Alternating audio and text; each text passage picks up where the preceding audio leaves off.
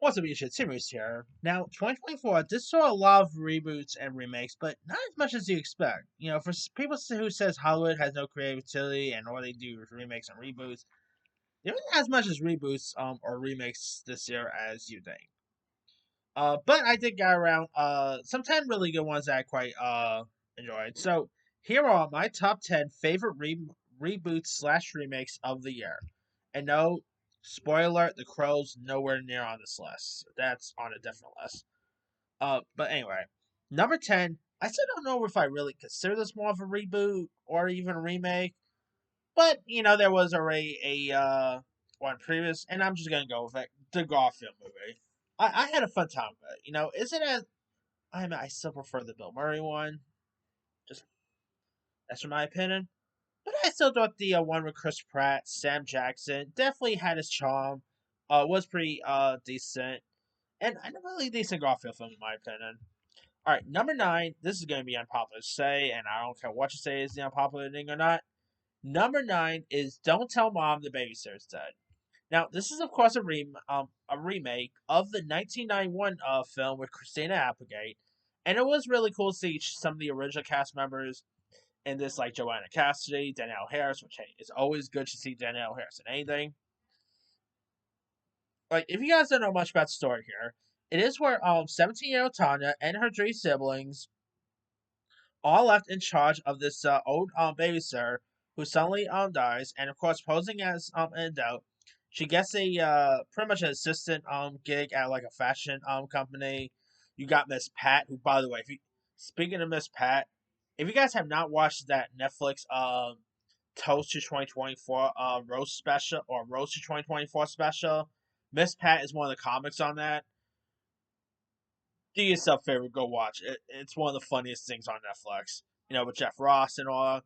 And Miss Pat, I gotta see more of her. I gotta check out her series after seeing how good she is in this and the Roast to 2024. I gotta see more of Miss Pat's stuff. That woman is hilarious. And of course, you also had Nicole Richie was also in this. I mean, I actually had a fun time with it. Like, is it as good as the original? Definitely not, but it definitely had some charm to it. I like the lead actress, Simone Joy Jones, who actually plays Will's love interest on the show Bel Air. I really quite like seeing her in this. I really quite enjoy this alliance. It's a shame that I feel like if this was more of original content, more people would appreciate it. But the fact is a remake, I think people just throw out of the way. So it is what it is, I guess. Number 8 is a little bit semi prequel slash or a little bit of a sequel slash reboot, but still, Alien Romulus. I really quite enjoyed Alien Romulus. Seeing back in the world of the Alien franchise was really cool. Kaylee Spanning was great. Of course, David Johnson was good. Um, Isabel Mercedes. I thought, what Fede Alvarez did with this, similar to what he did with rebooting the Evil Dead. I thought he did a great job here, and really decent film here. All right, number 7 is of course a horror remake of a Danish film, and that is Speak No Evil. This thing was completely creepy. It took me a while to actually see the original. I'm popular to say, I think the remake is a little better, but that's just me. Of course, James McAvoy is excellent in this. Scoop McNairy is great. Mackenzie Davis. I thought it was a really decent little horror film. And pretty much the only good Blumhouse film of the year, by the way. Anyway, number 6 is a little bit of a reboot slash sequel, if you will, and that is Kingdom of the Planet of the Apes.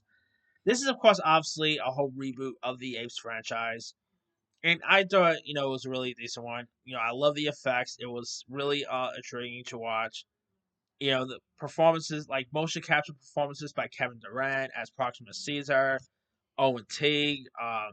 You also had William H. Macy in this. That was pretty cool seeing Frank Gallagher in an Apes film. But yeah, it was a really decent one. Definitely looking forward to check out more Apes in the future. All right, number 5 is Twisters.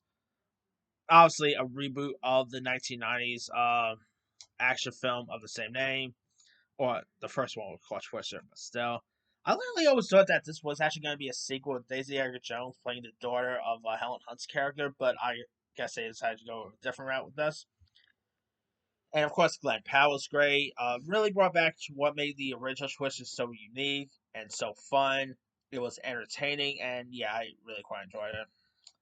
Number four is the remake of Roadhouse. You know, with Jake Gyllenhaal as Dalton. You know, of course, yeah, man. Conor McGregor, who by the way is a terrible actor. I'm sorry, man. He I mean, he had some good fight scenes in this, but his acting is a little similar to Steven Seagal in a way. Because I don't think Steven Seagal is a good actor.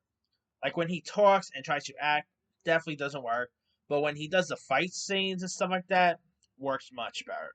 You know, a little similar to that here. And yeah, Billy Magnuson, who plays the villain, this was good. Danelle McKellar, who I probably have a little bit of a crush on, is so good in this. The action is great. Isn't as good as the Patrick Swayze film? Definitely not, but I still quite enjoyed it. All right, number three, it's gonna be unpopular to some, and technically it's more based on a Broadway musical more than a straight up remake, but definitely is more of a semi remake if you think about it. And that's the Mean Girls reboot. I know. People's probably saying, "Oh, that Mean Girls film was not good." I don't care what anyone says. Let's be real. Is the musical Mean Girls as good as the Lindsay Lohan film from 2004? Definitely not. I would admit that right there. But I still quite enjoyed it. I love the music. I still actually blast the music from time to time.